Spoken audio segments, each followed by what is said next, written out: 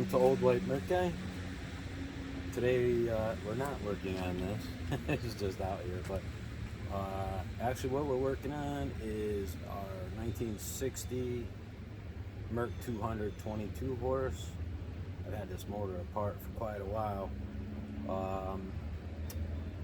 and I'll give you a little bit of a story on it real quick, I guess, if I can. Basically, I got this thing for $75 out of New York State, and the guy I got it from, it wasn't even really his. It was someone left it in his barn with another 2 or 3 other motors that I wasn't interested in. And he was just saying, just make me an offer. So I gave him $75 for the thing. The 2 mounts on the midsection, it looked like there was some kind of aftermarket thing, almost like they were rubber and plastic. They didn't really look right, and whoever had the motor didn't trust it because they had a big strap on there holding that thing on there. I guess for some security, which was a little scary. But then I put an impeller in it, I cleaned the points, did the carburetor, and went to fire the thing up on my boat, and it had a bad knock to it, and it was leaking out the gear case where the 2 halves come together. It was leaking out of there, wasn't sealed up good. Then I pulled the motor apart to rebuild it and or whatever, and I found that one of the cylinder walls was kind of scored up. It looked like it had brand new pistons in it. So my thinking, I kind of think what happened was somebody put it together, broke a ring, never checked it to see if the rings were working okay, which you can just do through the port, the intake port, exhaust port. Be very gentle with a screwdriver, just push on it, make sure that they spring back. Anyway, I don't think they did that, so I think they went to fire the thing up. It probably ran, but it was probably running on 1 cylinder, I don't know. So they took it back apart, I'm assuming, and then put new rings on that 1 piston and put it back together, and they got that part right that time, I guess, but they didn't seal up the case very good. And the other thing I don't think they did was lubricate the bearings. This has got needle bearings in it. I don't think they lubricated those very well. And what it did is it ruined one of the rods, and it also ruined the crank. It left like it was like a washboard on the journal for the top cylinder. Like the bearings got stuck there and just was spinning in that one spot or something. So luckily the cranks on these, like the Merc 222 horse, the 25 horse 1962, that if you've been watching the videos, I just acquired one of those. I actually have that block down here, or out here. The 150 to 15 horse, your 110 horse, the Mark 10, the Mark 28, Mark 28A, those are both 22 horse. That group of motors there that I'm usually messing with all take the same crank. So I had a 10 horse, a 1960 Merc 100, that the block had a crack in it from being dropped or something. I paid like $60 for the thing, so I took the crank out of it. The crank was in good shape. I also used one of the rods. Now, if you guys are ever doing one of these, I know someone recently commented he's got a bunch of these things. I haven't asked him if he's taking them apart or anything, but at any rate, the rods, they'll list 2 different numbers, and I'll probably show you that in the book. Now, you can go on Marine Engines and you can look this up, but I don't think they break down which one is which. They'll show the 2, but it doesn't necessarily say which one it's for. So that's a little tricky, and that's actually where these books come in handy. That's the one I want to look for, so I'll show you this in a second. But so basically, both the rods, and actually, you know what? I should use the other book because I think I wrote the numbers down. Yep, the other book's got the numbers written down. I haven't done all of these. I should kind of update them. So I've talked about these actually in my first video, introduction to some old outboards. And these books, you can find them for usually around $15. This particular one covers the Mark 10, the 10A, 15A, Mark 28, the Mark 28A. That other book I just had in my hand is the Merc 100, 150, the 200, and the 250. So basically, let's see if I can show you this. So the rods, and let's see, I can zoom that in a little and let's see what I can see here. Here's our rods right here. Okay, so you're gonna see there's two connecting rods, two different ones listed. Okay, this number over here was superseded by these numbers here. Okay, and then you'll notice, so on this book it'll say Mark 10, the 10A, and 15A.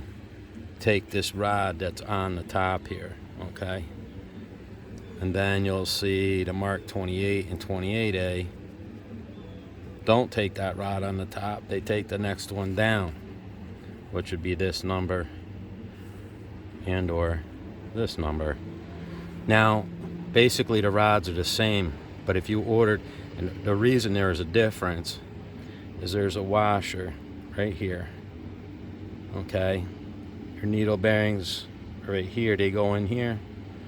These washers go on either side, then your pin goes through, la-di-da-di-da. And the pin, the washers, I gotta look at the number here. The washers are, it's number 5. Because it's kind of hard to see through this camera. So here's your washers. Okay, and we'll come over. Looks like same thing, 10, 10A, 15A. Here's your 28. The difference is in the thickness, which it's not showing on here.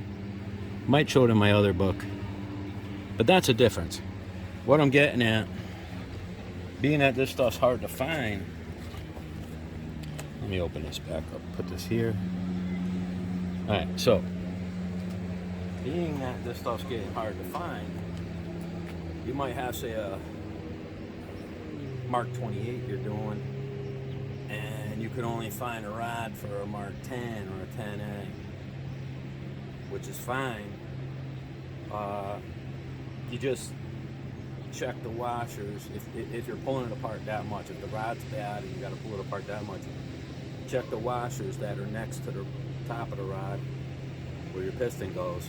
Make sure those washers are okay. If they're in good shape, you got to use those washers that are with that piston on any one of those two rods, or in this case I got the two superseded numbers. So sometimes you'll look up the old number, you can't find it, but then you look up the superseded number, oh, there's one of them. So that's been my experience so far anyways. So actually when I show you this motor, this powerhead, the crank is out of the 1960 Merc 100 10 horse, so isn't the rod. But I used the washers that were in the 200. They were fine, because I did have this motor, which was hard to find a machine shop to do it. I've kind of brought this up a couple times. This motor's been bored 15 over. I did get some new pistons for it. One of them, I think, cost me $115. They usually come with the pin. I don't think I would get one if it doesn't come with the pin. Should come with the clips, I believe, that hold the pin in. And it should come with the rings. In my case, both of them did. Came with all that stuff. I don't remember about the lock rings, but I know it had the piston pin and the rings. And there was something else with that. So the pistons. Oh, the other piston, I got real lucky. Someone put that up for bid. I think it was somebody out, a place out in New York, and they had just put it up for bid, and I just coincidentally happened to be looking for that piston, and I ended up putting a bid in on that thing for like $12 or whatever the minimum bid was. No one else bid on it that week, and of course I had a max bid in there, but I got that thing for $12. So like I say, the hard part was finding someone to bore it, because it is a blind hole. We talked about this in another video. I'll kind of show you that again, I guess. But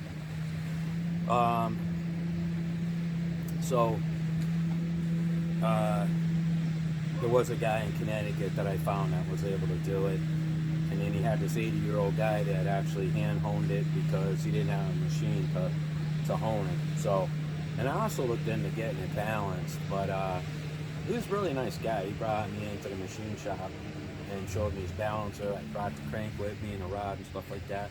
And he was trying to set it up on his machine. The rod was just, the crank was just too small. So what I'm gonna do is show you what I've been kind of doing or working on here. We're gonna put this back here. Right here, I think. Let's see how that works out. I'm gonna bring it over here. I try to keep this so you guys can kind of see what I'm doing. So here's the block. This is my Merc 150, 15 horse. This is a 1960. This one I honed a while back. It's in a video with honing the Mark 25. You can look down in there. You can see that hole on the bottom, and you can see that that's, you know, the only thing you can see that's open. Okay, that's your spark plug hole. And that's what I mean by a blind hole. This does not have a head on it or anything. Just got a water jacket cover that goes on here, and that's it. So that would be that. Now, I don't know if how I can do this with this and hold the camera too, unless I set it up somehow. But this, I did one of these once before, and I was trying to remember how the heck I did this, because I put these in by hand. I was actually able to, you know, bring it over and get it down in here, and I was getting my fingers down in here, and I remember using a screwdriver, which isn't really a great idea, but in trying to get the rings to go in, and I got them to go in. When I did the Mark 25, oh, and they do make a tool for doing this that would come in from, say, the back here. It's like a big clamp. It'll come up, it'll hold the rings in, so that when you go to drop this down in here, you know, you just have one piston down probably, and you might be able to do them both if you offset it like that. I've never used them. I don't have them. I know someone that does. He said I could borrow them if I wanted. But, and then you'll see there's two slots in here, which is where the fingers of that tool will drop in here. Okay, and your rings will already be in that cylinder. So what I did is I took this hose clamp and I get it so it fits kind of close, just a little bit loose to start out. The other thing, the first piston wasn't as bad. It was the second one that was going to be a little more crucial. Is I made sure when I set that on the piston, I lined it up so that this part of this hose clamp is in that bigger notch. Obviously, you'll see it won't fit there. So I set it in here. And then I was like, is this even going to work? Now, the other motor's got bigger pistons than this one does, but I was able to set it in there and get it to where it's actually sitting really pretty much exactly where I need it to go. The top of this it does have like a beveled edge, so to speak. It's at an angle. Okay, so you know, to help guide the piston going in there and with the rings, it helps a lot. So what I did, this is the big thing that I worry about. These pistons, I showed this once before in another video, but they have notches on them. I haven't cleaned any of this. We're not putting this together today. I got some things to do with this, but me see. Can I see the notch on there? Alright, barely. So what it is, I say a notch, it's a pin. Get this camera up here. There's a pin in here, okay? There's one on the top, and there's one right above my finger there that might show a little better. You'll see a pin. And this, when you compress this ring, okay, to get it kind of tight on there, it comes up close to that ring, that pin. The other one in the middle here, okay, this middle ring, there's 3 rings on here. That would be, the pin would be on the other side, obviously, so you don't have, you know, you wouldn't want a gap, and a gap. You know, you're going to lose compression. So 2 go one way, 1 goes the other way. Now, so what I did is I took a clamp, got it so it's fairly close, and if I could, I want to set this, I got to set this down because I want to show you what I did with this. Let me see if I can put this here, and then I'll bring it back over. Okay, let's see how this works. So, I have this a little bit loose. We're going to line up. Alright, so we got to line up this one ring. I probably should have taken one of them off.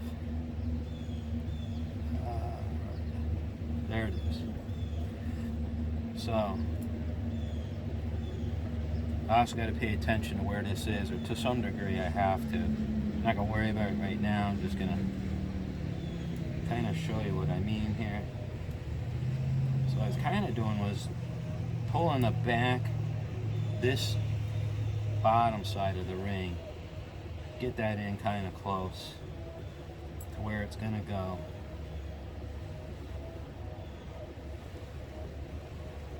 And there. Okay, now I'm on the first ring. Now what I want to do, I'm just going to snug this up a little. Okay, so it's pushing on this, so it's pushing on the ring. And then what I want to do is wiggle this. So I think I'm going to grab the camera because that's the whole reason I'm showing this part. Let's bring you over here. Now, talk about backyard mechanic. Yes, I know. So, what I did is I got it just a little bit snug on there, you know. But I wanted to show you how, let's see if I can do this without moving my thumb too much. You'll see the clamp can move a little, but you'll notice it's stopping.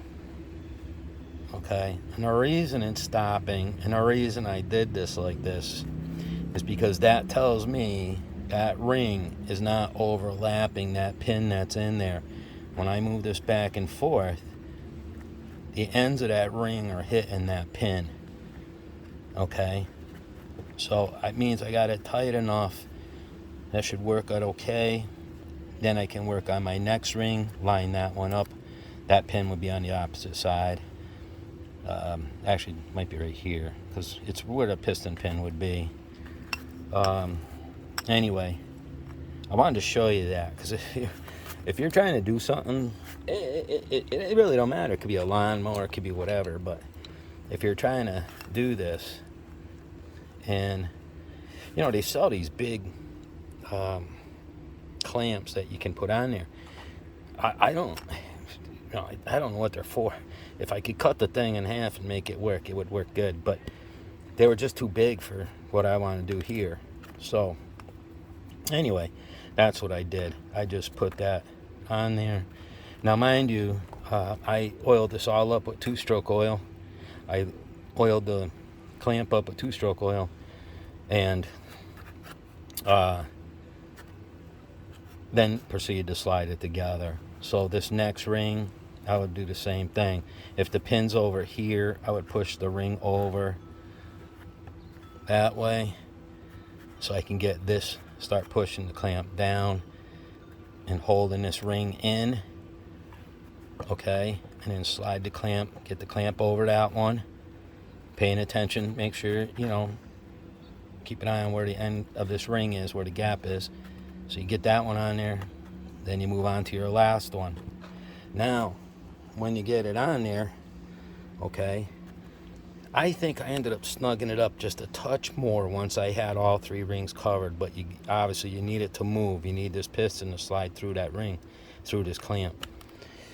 Then what I did is, I don't have it in here right now, there's a pin that goes in here.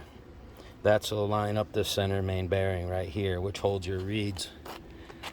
You can kind of see them in there, right there. These are the reed stops.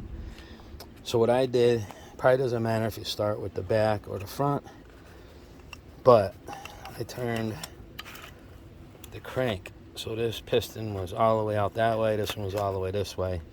Now, obviously I'm not going to do this because to hold the camera and try to make this work is nearly impossible. But then what I did is I brought this down in here and worked on see, I don't have that I don't have that hose clamp lined up. It should be, theoretically I could almost take this and turn it over like that, but anyway, that's what I lined this up, okay, and that piston slid right in there. I just, with 2 hands, holding one side and working the other side of this, one hand here, maybe one hand back here, keep this out of the way, and I slid it down in there, and it actually went very, very well. Then I just undid my hose clamp and then proceeded to work on this one. Now this one's a little trickier. You got this piston down in the hole, so you're gonna want to have it up. Obviously you don't want the rings to pop off, you don't want the piston to come out too far, but bring that back up enough so that when you're ready, you get this piston ready to go, you can swing this around and sneak it by here, you know, and then work on dropping it down in there. This one, it's real crucial that you have this hose clamp lined up so it sits in there. I don't know how this would work out on a you know, like a 6-horse Merc, a Model 60 from like 1965 or something. I'm not sure. The pistons are kind of small. I'm not too sure how big this opening would be for a hose clamp. I'll find out, because I got one I got to put together eventually. But I can tell this one, it would work. Looks like it would work. So, oh, yeah, and meanwhile, while you're doing that, you got this center main bearing that holds your reeds. And I'll just show you. There's that little hole that would line up with the pin that would be in here. So once you get your pistons in there, you're going to want to line this up. This would be facing up, like facing you like this. So basically you want to get, there's a bolt right here that holds that in place. That's going to be over this way. Let's see.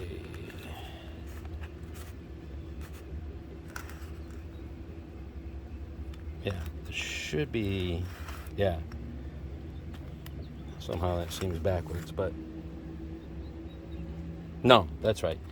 Okay, because I say I know the bolt comes in on this side of the case, which it would.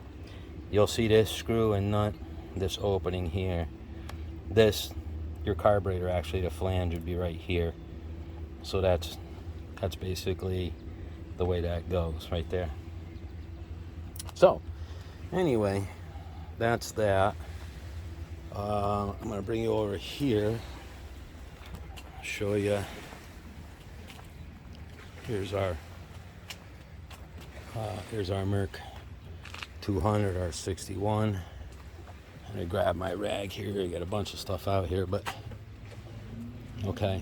So here is the 61 200. You'll see in there that nut, the center main bearing. There you can see that flange. Like, so anytime you pull the carburetor off of one of your outboards, you're basically going to see that.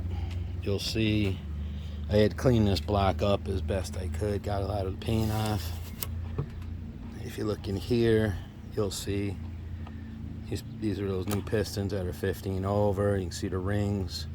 I did check them. Everything seems to be fine. You take a small screwdriver, push on it. Now I will say this motor's like new, because being bored, I found this one to be a lot tighter. Usually like that black I was just showing you, that's been honed. It's probably got a lot of hours on it. That block came out of Florida. It's one of the reasons I took it apart, was to just hone it. New rings in it and bearings and whatnot. I only had 70 pounds of compression, so I'm hoping to get it up around 100 or so, or more would be nice. But another problem that I found with this motor, powerhead, let's see, can I put you guys like this for a second? Yeah, that'll work. Alright, let me get this off of here. By the way, when you take these apart, you pull all these bolts. For one, I would assume everybody knows this, but remember, don't just unbolt this one, go to the next one. You want to loosen, start in the middle, or on the ends, I guess it wouldn't matter, but just lightly loosen them. I kind of go back and forth. I usually start in the middle, work to the outside, and just crank them a little, just get them to turn a little bit, go to each one, and gradually keep doing that until they're loose. This is only aluminum, and I really don't know. You wouldn't want to warp it. And that's another thing you don't want to do. I've seen these on eBay before. And I swear I've seen it where they're just selling this.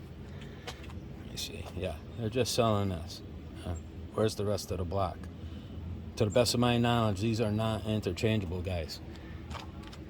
You need the block and this cover. You need the two that were together from the beginning. They were probably machined. I'm sure they were machined. It's just like a rod. If you're working on a car motor and you pull the rods, it's the same thing with the rods in here. You pull the rods, keep the cap with the rod that it was on. You're not supposed to mix match them, and if you do, then at least on a car, you'd have to take them to a machine shop. Though you have to resurface them, you have to put a different bearing in there. It's a different. You don't have that option with this. This has little needle bearings in it. I suppose if you really got desperate and you were doing something that, I don't know, was your great-grandfather's motor, you can't find the needle bearings for it, and you had to do something like that, I would dare say, you'd probably start buying bearings that are about the right, I'll call it length, and then start using a dial caliper or something to mic them up and see what the thickness is, so that you could find something that would work. Because if you have someone rework those rods, you can't use the same needle bearings. So this one this is the one I put the pistons in. I swapped out the top rod. It's a different crank.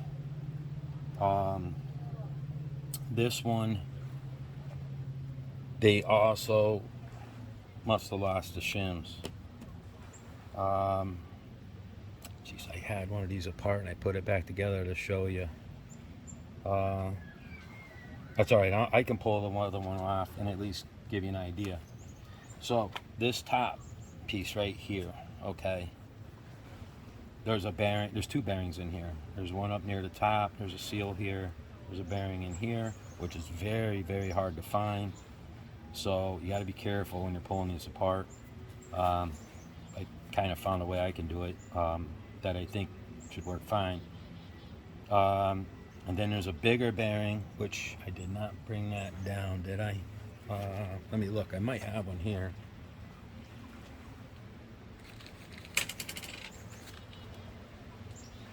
I'm going to grab the box for it after, because the number for this was superseded from the original. Actually, I got it in the book there. So, here is the one bearing right here that presses into this. Now, these are like $25 or something. They're not bad. So what you got to do is you pull that bearing out I just showed you, comes out of here. And there's going to be a shim or shims behind there. And these are getting really hard to find. As a matter of fact, I'm pretty much down to the end of mine that I had. And I'm trying to find them. I'm not having any luck. I'm waiting for a phone call from somebody. But so that shim right here goes behind. It'll be kind of like up in here on the inside, okay, and then this bearing press in up against it. So the way I'm going to look at it, especially the way this motor the one cylinder was scored up, I don't exactly know what happens. I just got a bad feeling they broke a ring when they put it together. The pistons look like brand new. I saved them. But one problem I did notice, and I've had a couple motors that are like this. Matter of fact, I've got a 59 18 horse Evinrude that I got to take apart, and I don't know that those have shims in them, but I'm going to hope they do, and I'm going to hope I can find them, because that one's got a lot of play in it. And it doesn't have, near as I can tell, that motor's not been apart. I think it still has the lead seal on it. So what happened was, this power head, I could grab the flywheel, or even the way this kind of is now, if I wanted, just grab a hold of this crank on the top and try to pull it in and out, okay? It's okay if it's got a little bit of play. As a matter of fact, they call for 8 to 12 thousandths. This one was up and down, I'm exaggerating a little bit, but about 1/4 of an inch. I mean, it was a lot. So I put a couple shims in on the top here. I have not pulled a motor apart that has done this or that I've seen, but it does mention it in the book. If for some reason you got to put a lot of shims in there, I'm going to assume maybe there's some wear and tear on this crank, or on the old crank, and that was part of the reason that there was a lot of play. Might be the problem with that Evinrude I got, I don't know. So I'm going to show you what I'll try to show you this, but right in here, if you go in between the crank, you can see the outer, this is the outer part of that bearing where my finger is, okay? You take your feeler gauge. What I did is I just went for, there we go. I went for, in between 8 to 12, I went for 10. You gotta push this down, back this way, and then kind of wiggle it down in there. Make sure you get it, there it goes, it's down all the way. And then I try to pull on this crank back and forth, and I virtually have no movement. I pull that out, and there's a little click. So this one is shimmed, and pretty much I would dare say right on the money. Now, there is one thing I wanted to show you. I did put a new bearing on the back side of this already. There's something I wanted to show you, because when I first was doing this, I had a couple good sized shims over here under that bearing, and I still had some play, more than I wanted. I forget what it was, maybe 14 thousandths or so.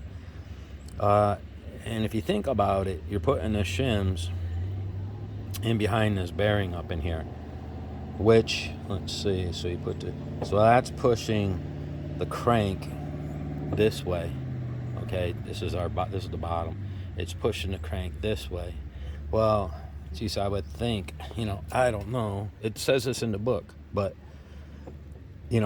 what is okay and what's not okay? In other words, how many shims do I put in here to say, okay, I got it at 10 thousandths, but it's pushed the crank down this way, like where, now this is, you could say, theoretically, this is a little bit out of where it should be. It could be a little bit crooked, right? It's going to cause wear and tear, uneven wear and tear on these needle bearings.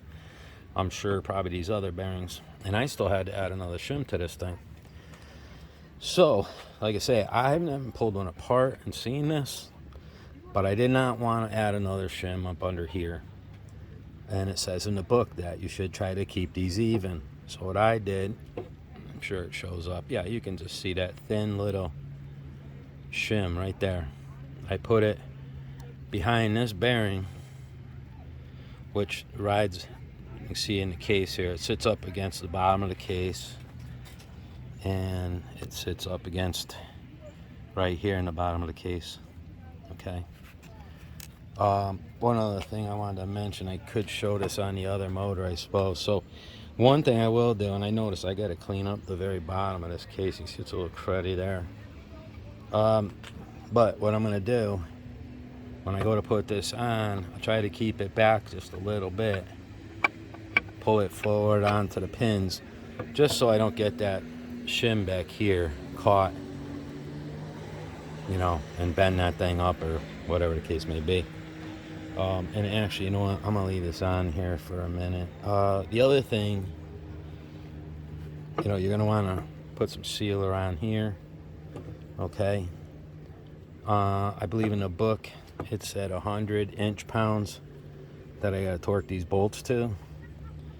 There's an O-ring that goes in right in this. You can kind of see how an O-ring might sit in here. Actually, I got them right here.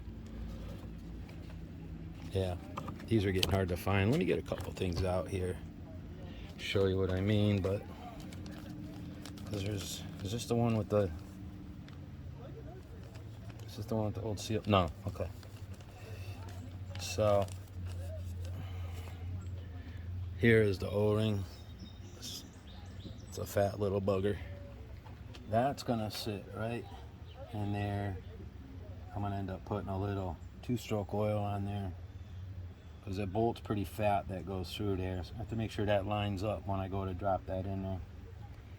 We have an O-ring in here. I just put these in this pack.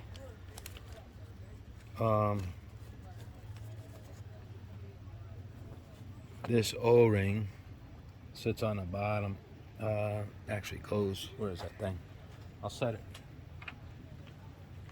I might set it on there. I'd like to put some 2-stroke oil on it first. You can see, we'll see this groove here. Oh, right there. This O-ring is going to go on over that. It's a brand new O-ring. That'll sit in there. So I got to put some stuff on that. Put that together. Another thing I wanted to show you is these seals. This is a superseded number on these particular motors at 16977. That's a seal that goes on the bottom here. They come one in a package. Now I got two here. The reason I wanted to show you this is the new seal. This is the old seal. I think this might be actually one that someone gave me actually when I bought the Mark 10 and the Mark 25, guy gave me a bunch of gaskets, a whole bunch of stuff in a box and whatnot, and I think these might have been in there. Now the rubber doesn't feel too bad, okay, but if you look in behind here, you'll see a lot of the new seals will have a spring in behind here. So this seal was made in November of 19. So the rubber should be fairly pliable, and you can, let's see if that'll focus on there. There you go. You can see the spring in behind there.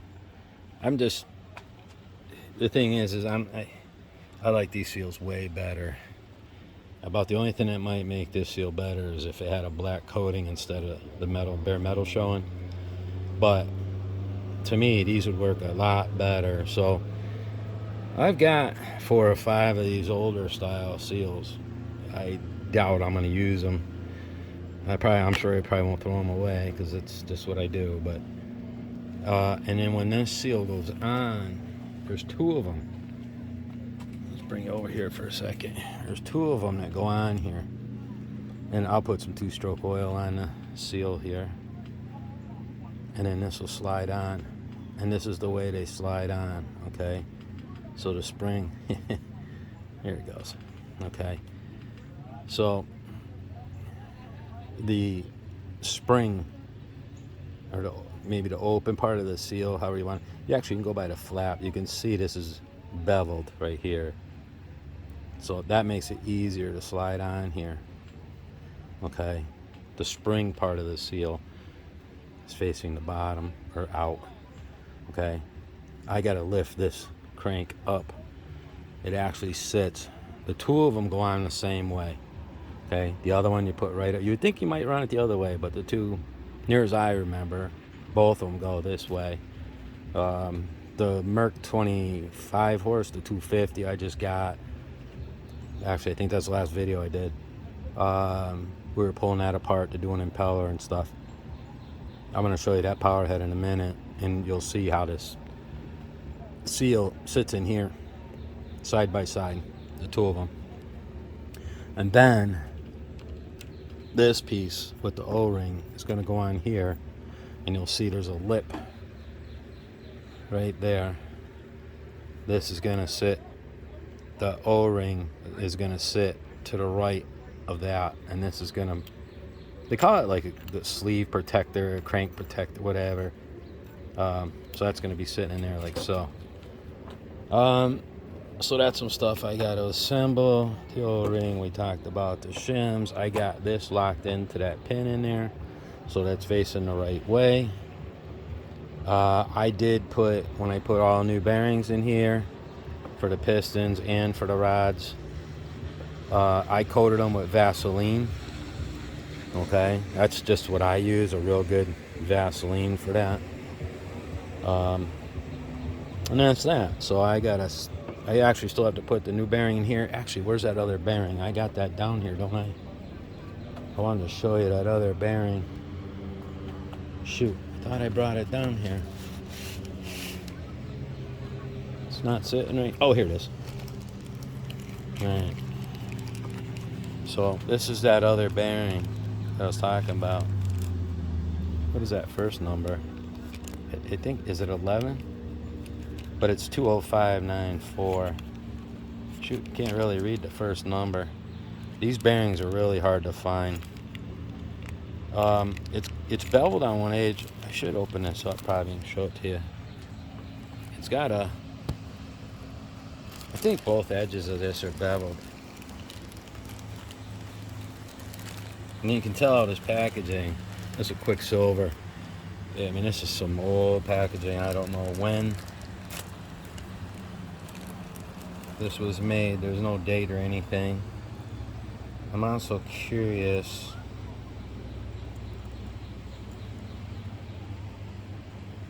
Yeah. Alright, well, there's numbers, but the one I pulled off of one of them had numbers in here. Okay.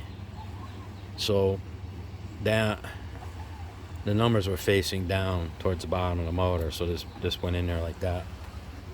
I'm gonna pack this with Vaseline, and that's actually, I gotta press that up in here, so it'll be up in this section here, and then there's a seal that's gonna go on the top. I'll pull this off in a second so you can see it better. But I did notice this edge here looks pretty squared off. The old one I took off was rounded on both sides. You can see this is rounded. So this here is going to have to go into the to our top piece there first. This will be the bottom part. And then that bearing right here is going to end up going up against it like so. So you got two bearings in there. And then so I gotta pack that with some stuff. I gotta get it out of there. I might have to get something for this. There it goes. Ah, I have to get a wrench for that. I think I had this nut on here halfway decent because I was spinning the. Yeah, I gotta get a socket or something for that. I was spinning the crank around just to make sure everything turned okay when I put that together. Maybe what I'll do is take you over here. I'll show you what I was doing with this. This one is off our Merc 250. You can tell I started cleaning this up. Someone painted the whole outboard black, including the power head. You can see I'd said that this, used to be white, so you can still see some of the white on there. I gotta clean this all up. Here's that sleeve I was telling you about. So we're gonna pull this off in a second, and I'm gonna show you what I'm talking about with this. But one thing I wanted to show you, if I can do this with one hand, probably watch it right here. Let's see, I gotta put my fingers here, but I don't know. Let's see. It's not gonna show up, is it? The reason I pulled this apart, it just doesn't. You might hear it. You can probably hear it. You can probably see it to a degree. But this crank is moving up and down pretty good. I mentioned this in the last video on the 62 Merc 250. I mentioned that it's one of the things I typically will do is grab the flywheel, pull up and down on it, and see how much play is in there. Like I say, a little bit, not 20 or 30 thousandths. When you get the bolts out of these, there's a little space right here. You just give that a little twist. You can go to the other side, give that a little twist, give it a wiggle. That should come off. Now, when we got this thing had pretty good compression. I forget what they do, 3 pulls on one of them, and I think it was the top one, had 120 pounds. And I was like, okay, that's fine, that's good. One of the drawbacks I find with these, let me see if I can get this nut to come off. Well, actually, I gotta show you what I did with that before I do that. So here's that bearing, the new bearing we put in the other one, okay? Here's the 2 seals I was talking about that are right next to each other. Then here's that O-ring on this piece here, and you can see it just fits behind that lip there, right? So that's how this part goes together. So one of the things I did, this thing had a lot of play in it. So what I did is I slid this in here. This one, by the way, this 25 horse has an O-ring. I think I'm gonna get it tomorrow. The Merc 200s and the 100s and stuff, they don't have that. But anyway, when you go to put this together for final assembly, they say to have this piece out a little bit, okay? And then put your case on. I guess start putting it together. What I did is I started tightening down the bolts, and just before I was snugging them up, and then I slid this assembly here in, okay? I guess they don't want you, I don't know, having it too far and break the case or something. I don't know. You also got to pay attention to this just threaded spot here, and there's another one down under here. Let's see if I get this camera there. Can I put my thumb right in front of my thumb? There's another bolt that goes there. Okay, so you do have to line this up. So what I did was to see how much play there was in this. Let's see. You'll have this in this position, all right, and then you're going to take your hammer and put the nut on there or something. Give that a couple taps. It basically seats this back bearing, I guess, and then you can pull this in and out. Well, you can see it move now. I can see it. I think you can see that crank moving. I was watching in here.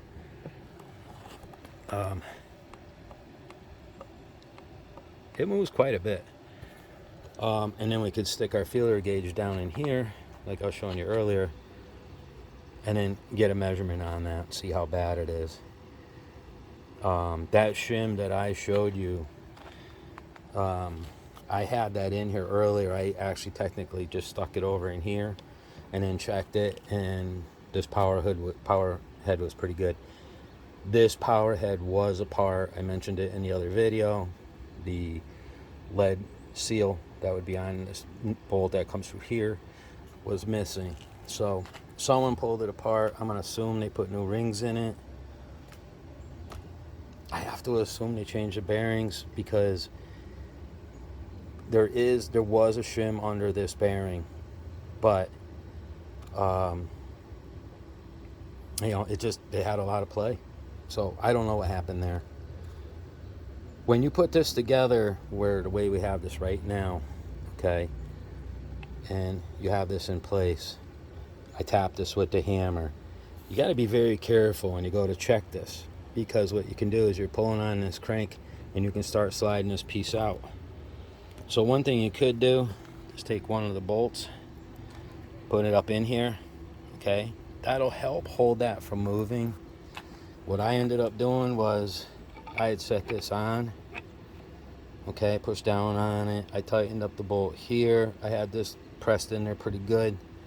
I put this bolt in here to keep it from moving out, keep this from sliding out. So I made sure all that was lined up.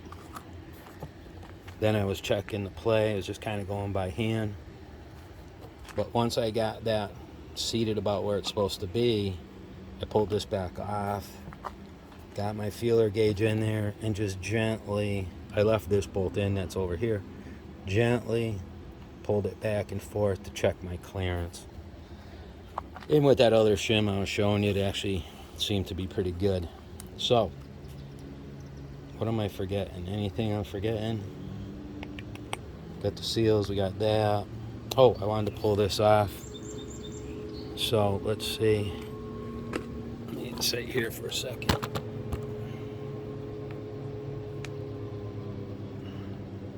Okay. So, this one,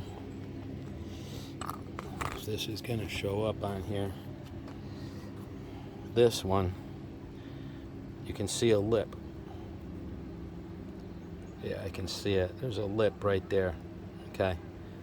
So you can see part of that bearing in there. Here's the back side of that big bearing. What I did, took a couple pieces of 2x4.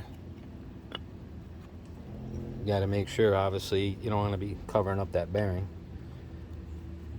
But now, do I have the other one? I got the 15 horse one. I don't think I took that one apart, but anyway, that bearing I was showing you, that goes in here, and then this one goes in. They're pretty tight to each other inside here. Now it says that Mercury's got a tool. Maybe there is something with it, you know, like a puller. You can get a couple arms in there to pull this bearing out without touching this upper bearing. But I don't have anything that was going to work like that. Most of the stuff I've seen, the arms are too big. You do not. In my estimation, this bearing probably very rarely goes bad. The reason I'm changing it on the 200 is because the crank was really pitted. Where does that run? Right here. So you can see this one's pretty smooth. The crank that was in the 200, this was all pitted bad, real bad. So I wanted to change that bearing, and I had a hard time finding them, but I finally found some. So what I did is I took my 1-inch socket here, fits pretty good, right on top of that bearing that would be in here. So this would be like this, and I just started hitting it with a hammer. It drove this bearing out and the other bearing that I showed you that I took out of the package over there. I drove the two out. On that other motor, I added the shim in here. I stuck the old bearing back in. I left this bearing out. Then I could check the shimming. Once I got it to where I want it, Now I can pull this off the other motor. I'll pop this bearing out, something like that. I'll pop that out of there. Probably load them up with some Vaseline. I'll drive that new bearing in here. I'll drive this new bearing in here, and then I'll put my seal on the top. I usually put a little sealer around the outside of the metal, and then I'll tap it in here, and then this piece will be all set to go, so I can put that thing back together. And one other thing I wanted to mention, for what it's worth, I'll bet you all of these motors, especially the ones I find, typically been sitting for 20 years, and these bearings right here, I mean, if you could have your, you can kind of tell it's like, it's be hard to see, I guess, but this thing's hanging up, okay? And I find almost all of these are always hanging up.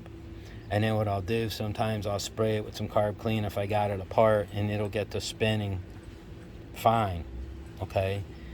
But these are 25 bucks, the ones I found. Last I knew, they're made in Bulgaria. So, you know, I guess I'm okay with changing them and see what happens. I'm sure I run some of these motors. I got motors that have never been apart. I haven't had them apart. They seem to run fine, but I'll bet you if I was to take it apart, I'll bet you they were probably hanging up like this one is, and then once the fuel and oil and stuff got to it, it kind of took care of that, I guess, because I haven't had one blow yet. The only one is on a 64 110, model 110 9.8. I had the lower bearing here went. They're smaller on that motor. They have one seal on the bottom, which I got a 65 in there that I took apart, and it was all really wet in here with like oil and stuff.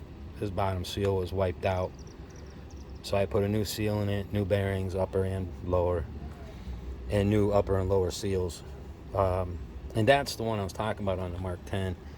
You know, if the top cylinder is misfiring, but you got spark every time, and you find that there is, you know, some oil around that seal that would be in here, there's a good chance you're losing crankcase pressure out of there, or compression or whatever, and it's misfiring. On the flip side, this one will do it. I noticed it more on the Evinrudes and Johnsons. I don't think I've had a Merc do it, even though this seal was bad on my 9.8 Merc. It was still running on both cylinders. It actually ran pretty good.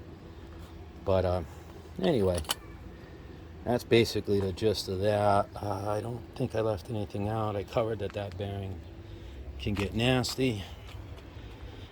I really should be trying to put this thing together.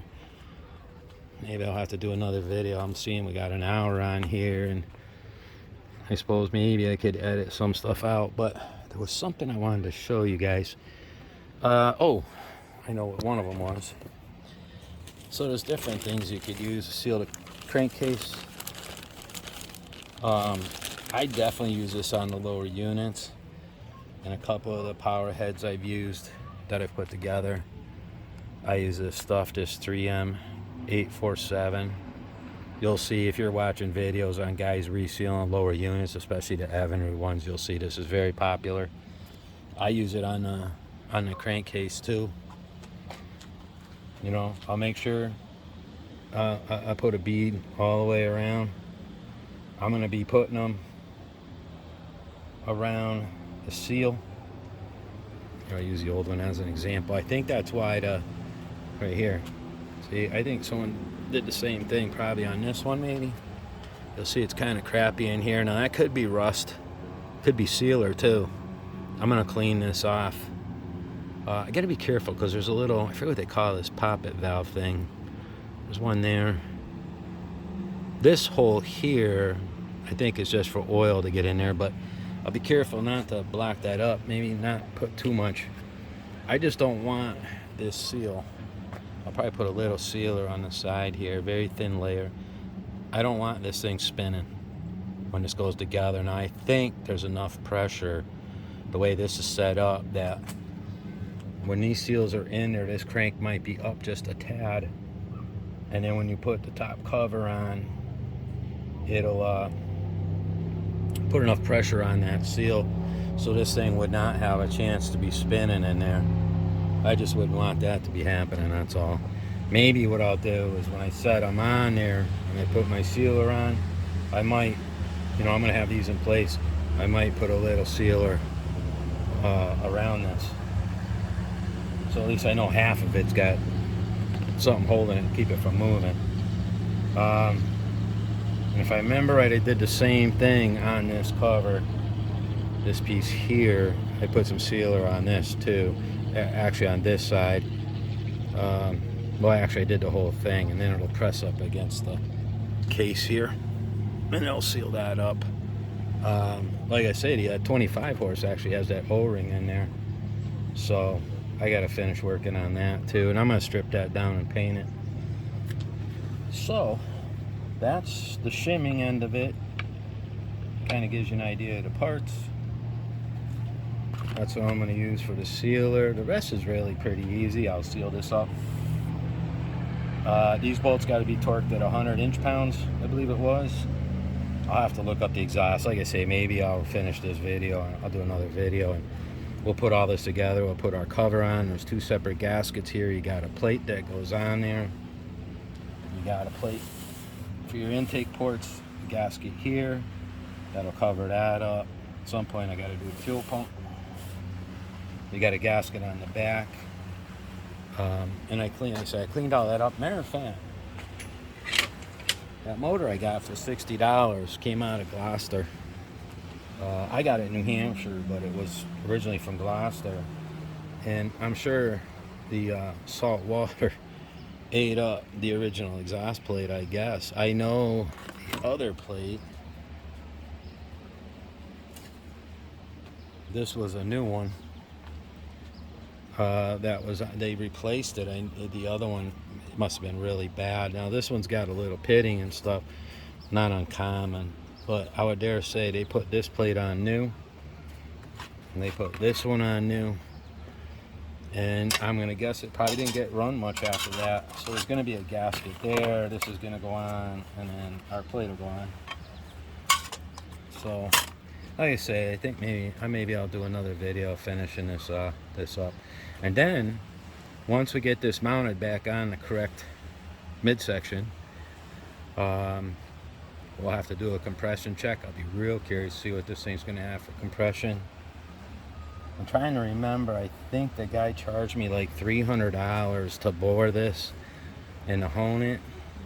So just that alone, I was into it for $300 plus the pistons, the new bearings, gaskets, seals, O-rings, whatever. It's just something I wanted to do because this one is the one that I run the bigger carburetor on, and that thing, I ran it on another 22 horse block that I put on that midsection for this 1960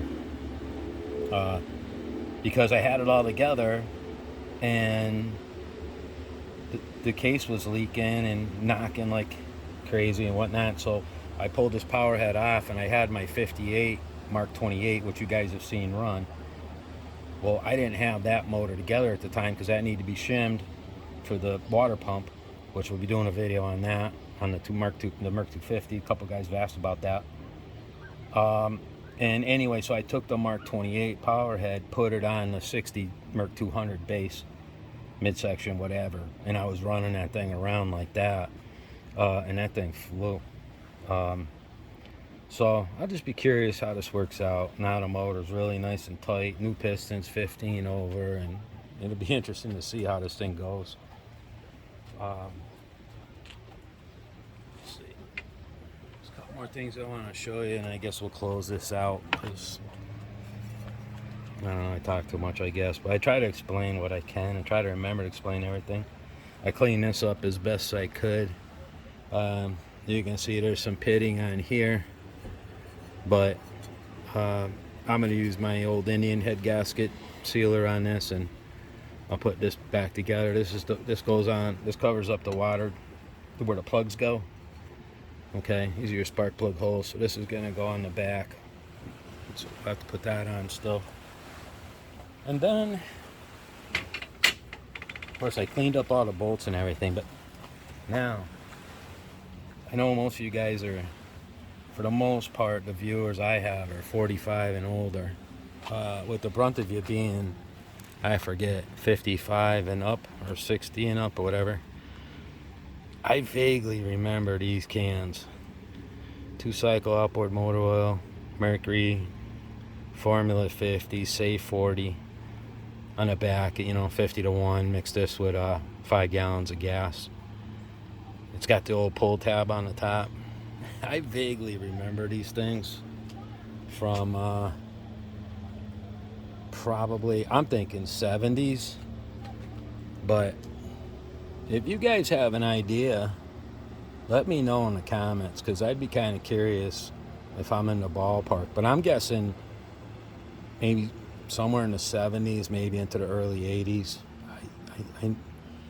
I know in the late 80s they had the plastic pints or whatever it was, but I stopped by to see a friend of mine, and someone found these in a garage.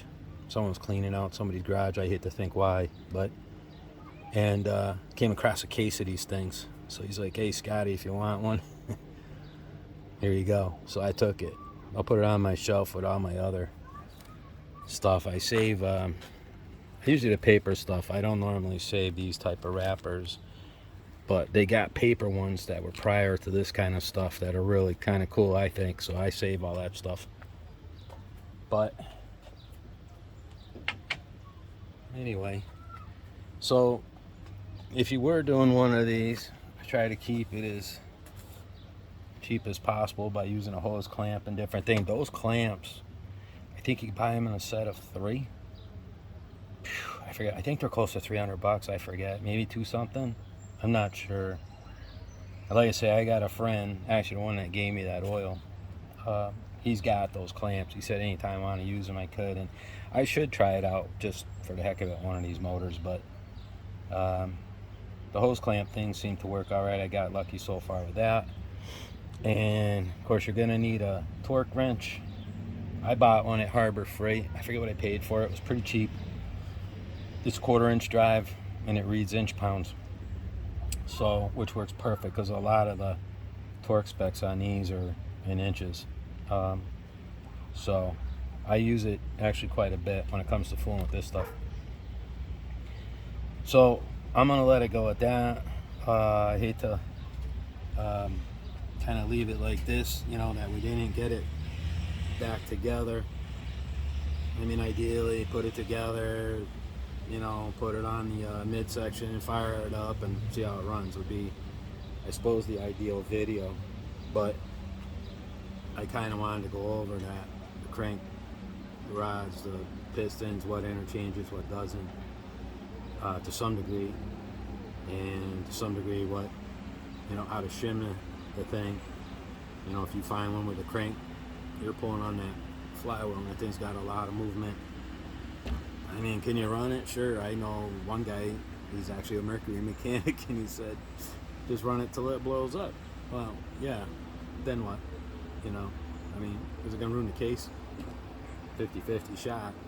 I'll tell you what, these 22 horse motors aren't getting very easy to find at all.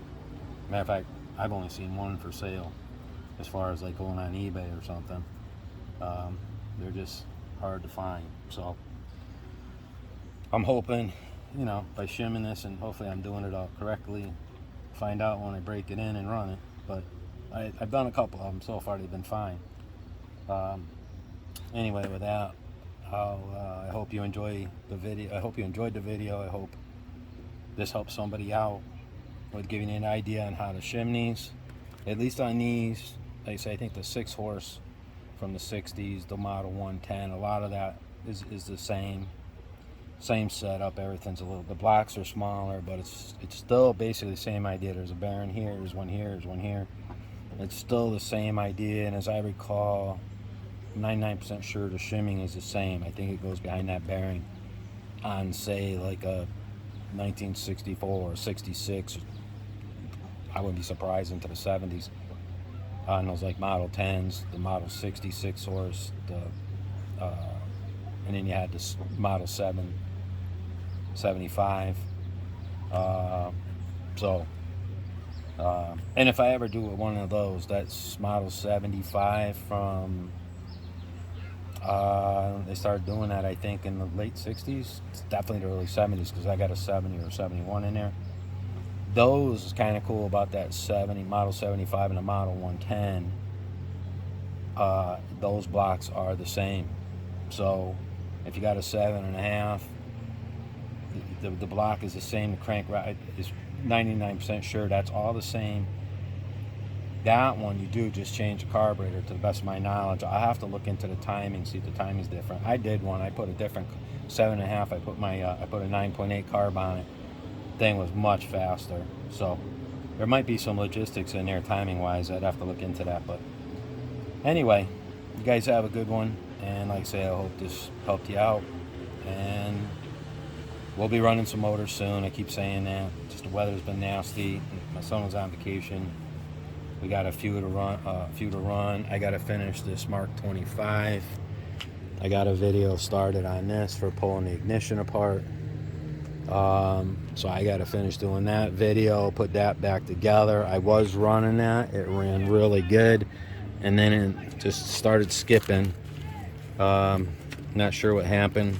Some of what I think happened is in the other video, which I will finish. I did put about 7 hours on this thing, so put a little more time. I did get on it a couple of times. The thing's got a ton of power. So anyway, I'll get this 200 finished up. Finish up that Mark 25 over there. They say the parts are, I think they're gonna be here tomorrow. And I'll try to get all that back together. Like I say, some of you guys asked about the shimming for the impeller, or for the drive shaft, or for the transmission on these. So I will do a video on that. I did do a video. I have done a video on that. They're pretty long, as I guess most of my videos are, but I didn't even know you could pause the camera at that time, so they're probably long and boring. There's a lot of part numbers in there. And the Merc 250 impeller, the cartridge is a little different on that one. The same with like the 100s, 150s. So 10 horse, 15 horse, that pump's different. It actually goes in the other way around. So, but anyway, I'll do the video on that, putting that back together. That's a little trickier than the Mark 28 was, or the Mark 28A. And then I'll show you how to shim it. I got the tool for doing that. And the reason I'm going to do that, if you guys watch that video, there was no shims on that drive shaft. Might not have needed it, but I've only had that happen once. So anyway, you guys take care, and we'll see you on the next one.